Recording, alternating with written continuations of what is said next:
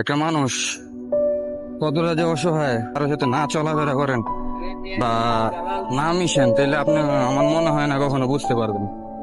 কারণ সবচেয়ে বড় কথা হইলো, মনে করেন একটা নতুন বছরের পঞ্চম মাস, মানে 5 নম্বর মাস শেষ হয়ে যাইতেছে।